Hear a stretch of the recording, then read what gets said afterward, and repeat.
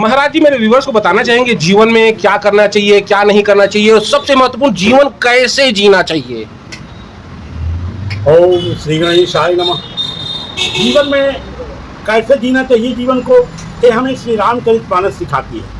प्रातःकाल उठ के रघुनाथा, मात पिता गुरुना वही माथा।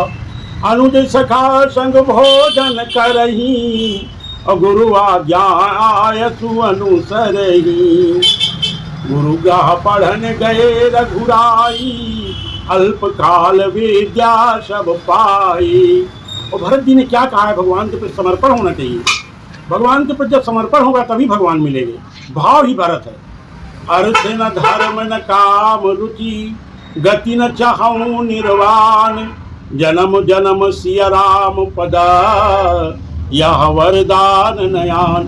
ये श्री रामचरितमानस सिखाती है कि हे मैया, हे माँ गंगा, ना मैं धर्म चाहता, ना अर्थ चाहता, न काम रुचि चाहता, काम वासना नहीं चाहता, और निर्वाण माने मोक्ष भी नहीं चाहिए मुझे। मैं तो केवल एक चाहता हूँ कि जितने मेरे जन्म हों उसमें हर जन्म में भगवान राम के चरणों में मेरा प्रेम हो। तो ये श्री रामचरितमानस सिखाती है। और क्या नहीं करना चाहिए। अब क्या नहीं करना चाहिए, ये श्रीमद् भागवत, ये महाभारत सिखाती है।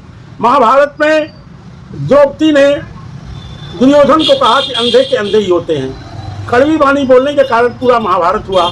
और जुआ नहीं खेलना चाहिए। राजा युधिष्ठिर और दुर्योधन बैठ करके जुआ खेले, इसके कारण जो है ना जुए में पूरा राजपाट हार गए, और इसके बाद जो है महाभारत युद्ध हुआ।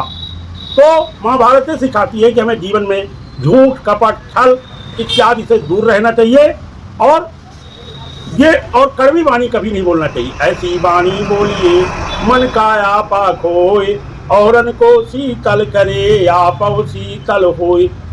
अब श्रीमद् भगवत गीता क्या करना चाहिए जीवन में, हाँ जीवन जीना।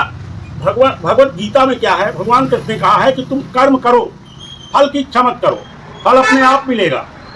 एक कर्म दो प्रकार के होते हैं, एक निष्काम कर्म होता है।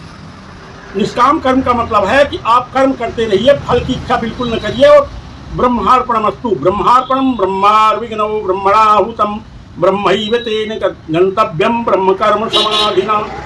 भगवान के ब्रह्म के चरणों में सभी कर्मों के फल को छोड़ दो।